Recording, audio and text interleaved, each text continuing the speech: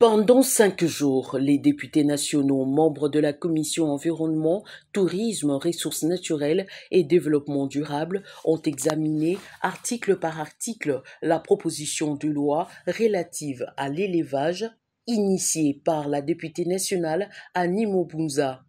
Objectif poursuivi est de doter à la République démocratique du Congo d'un cadre juridique devant statuer sur des questions spécifiques d'élevage. Prenons la parole, Constantin Benguele, président de la commission environnement, de soulever cet épineux problème de la transhumance animale qui fait rage dans la partie est de la République démocratique du Congo.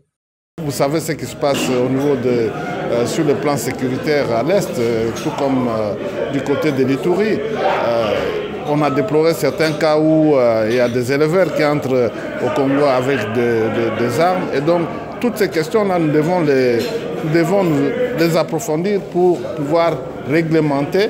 La transhumance, c'est une bonne chose, mais il faut qu'elle soit réglementée. Pour l'élu de Walungu, Olive Moudekereza pense que un grand pays comme la RDC a besoin d'une loi qui l'accompagne dans ces secteurs. Vous savez, le Congo a besoin de telles lois. Et ce qui est intéressant dedans, c'est de dire que l'État, le gouvernement, les investisseurs, les privés, les bailleurs de fonds, tous unis doivent soutenir les secteurs d'élevage.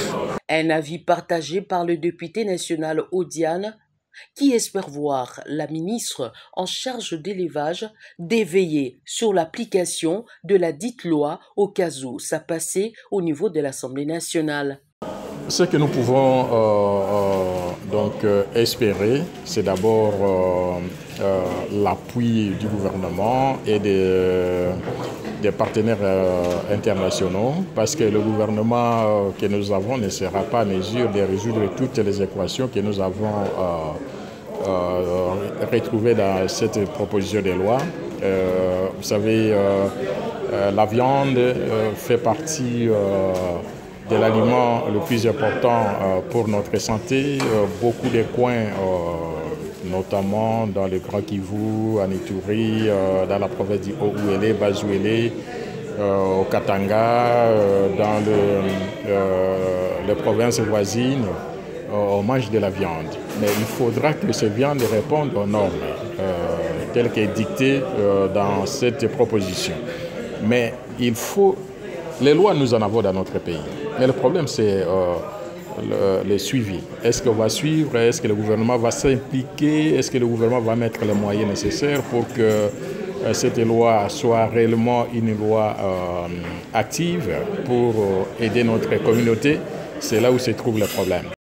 Par contre, Annie Mobunza, initiatrice de la proposition de loi, revient sur les conditions d'abattage des animaux que le Congolais des mortels doit respecter conformément à l'article 151 de la dite loi. L'article 151 qui énumère les viandes qui sont propres à la consommation humaine.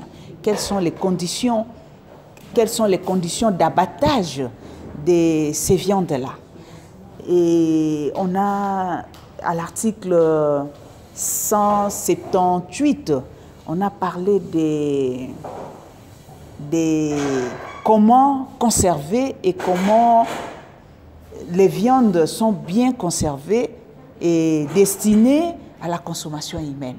Signalant que les membres de la commission environnement vont poursuivre le reste des travaux en commission au niveau de l'Assemblée nationale.